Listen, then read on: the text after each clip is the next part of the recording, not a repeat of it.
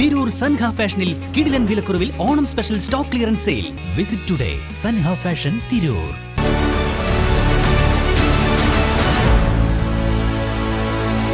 നമസ്കാരം, Vettan news on ടൈമിലേക്ക് സ്വാഗതം.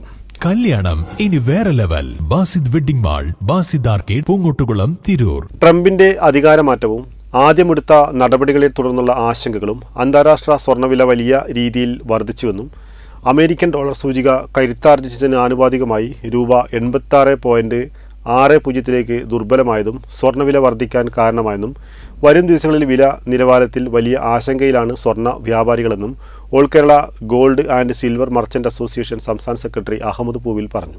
Trendy and customise collection, best in budget. Theyyam പാട്ടിൽ പോലൊരു ഓപ്ഷൻ വേറെ ഇല്ല. സംസ്ഥാനത്ത് സ്വർണ്ണവില സർവകാല റെക്കോർഡിലേക്ക് എത്തിയിരിക്കുകയാണ്.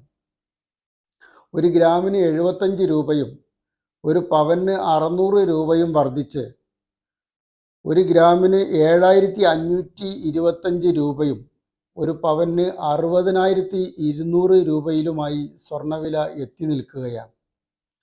കഴിഞ്ഞ നവംബറിൽ അന്താരാഷ്ട്ര സ്വർണ്ണവില $2,536 കുറഞ്ഞെങ്കിലും ട്രംപിൻ്റെ അധികാരമാറ്റത്തിലേക്ക് എത്തിയപ്പോൾ $200 വർദ്ധിച്ച് $2,750 അന്താരാഷ്ട്ര സ്വർണ്ണവില എത്തിയിരിക്കുന്നത്. അതോടൊപ്പം ഇന്ത്യൻ രൂപയുടെ വിനിമയ നിരക്ക് വളരെ ദുർബലമായി 86 രൂപ 60 എത്തിയതും സ്വർണത്തിൻ്റെ വില വർധനവിന് ശക്തമായ കാരണമായി മാറി.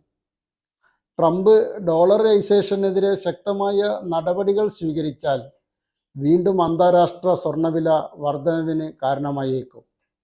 ഇസ്രായേൽ ഹമാസ് വെടിനിർത്തലും റഷ്യ ഉക്രൈൻ അടക്കമുള്ള അന്തർദേശീയ സംഘർഷങ്ങളിൽ അയവ് വരലും സ്വർണ്ണവില വീണ്ടും തിരുത്തലിന് കാരണമായേക്കാം.